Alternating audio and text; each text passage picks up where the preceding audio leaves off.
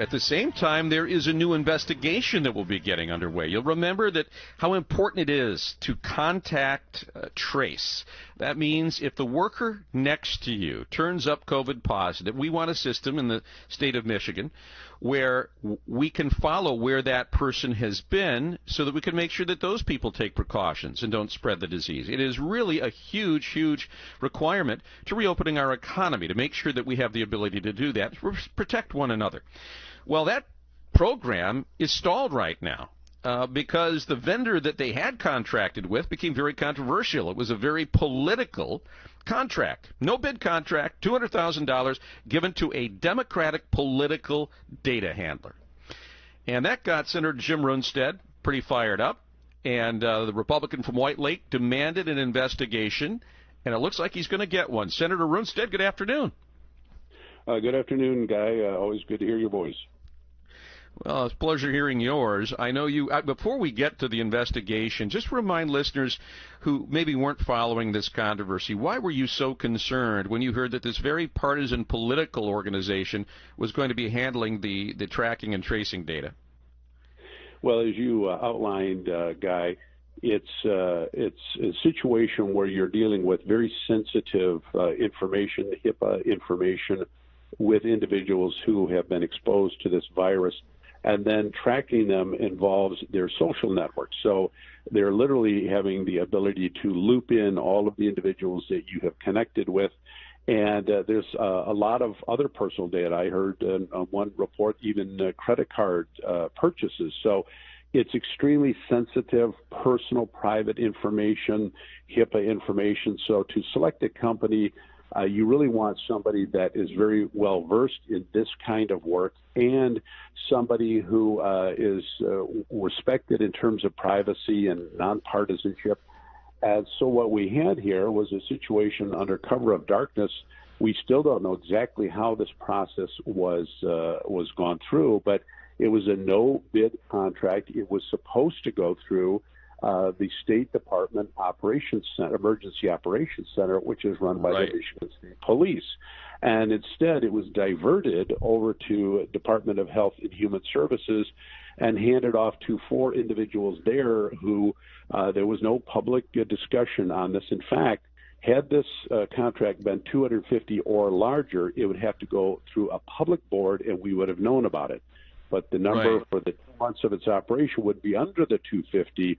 Therefore, it did not have that public airing out. And if it wasn't for a county commissioner in Livingston County, we would never have known. This probably would have went through for years. Maybe we would never have discovered that this was a campaign operation by a Michigan-based campaign consultant who owns this Great Lakes engagement center, who's worked on the governor's campaign, is going to be working on her campaign again.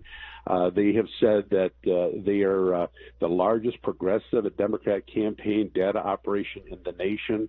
The owner of the company, which is also NGP Van, is another component company. The owner of this company said he hopes the president gets the coronavirus. He hopes someone will cough on him and give him the virus. How somebody could say this is of the thousands of companies across the nation this work, this is the only one we can have. It's very suspicious. So Governor Whitmer came out, and you, as you point out, this was disclosed. A lot of you folks demanded more information. She claims she did not know about this contractor who it went to, that when she learned about it, she canceled it immediately. She admits that there were improper procedures done. So if she has already admitted that this was not handled well and she canceled it, what more do you want to know? Why do you need an investigation? Well, I would hope she would welcome the investigation herself to say, wow, there was procedures that were not followed in my administration, a no-bid contract that didn't go to the right department. How did that happen? I would like an investigation to find out. Were there any laws broke? I would think the governor would be asking herself for an investigation. But what more do you want to know? Specifically, what do you hope to learn from this? Oh, I would like to know how did it happen? Who allowed it to happen? who was involved in the decision making. There's a lot of things here that I think the citizenry of the state of Michigan would love to know, because this should not be the way contracting should ever be done. And, so Dana Nessel apparently agrees with you. Did that surprise you? And are you satisfied that this will be handled in an apolitical manner, if that's possible? I love the quotes that she put in her response to my letter, that Michigan needs to be open and transparent. We have had some issues with transparency, and I really appreciated the response that she gave, and I'm going to give her the benefit of the doubt that she is going to go after this and follow the trail and follow the evidence and see where it leads. That's all I'm asking for, is how did this process go through? I think she certainly has the capability and ability, and it sounded like from her letter that's the direction she's going to go. Now, she said, as you pointed out, that it will be transparent, and she would guarantee to share the information. But it does beg the question. And Senator Arlen Meekhoff, when he was Senate Majority Leader, whenever I asked him about sunshine laws, transparency, broadening FOIA in the state of Michigan, he dismissed it. In fact, he was annoyingly dismissive about it. You have been much more keyed in on this, and I give you so much credit for that. But when all is said and done, isn't this the poster case for why the media should have broader FOIA powers, and why other investigative agencies should be able to share this information? Absolutely. As you know, I have voted yes on FOIA for the legislature and the governor every single time it has come up, and I will continue to vote yes on that. And I was discouraged that there was FOIA requests on this that were sent from the former Attorney General for the state of Nevada, and they were not approved. And apparently all of the FOIA requests are now held in abeyance until after the pandemic is over, which we don't know how long that's going to be.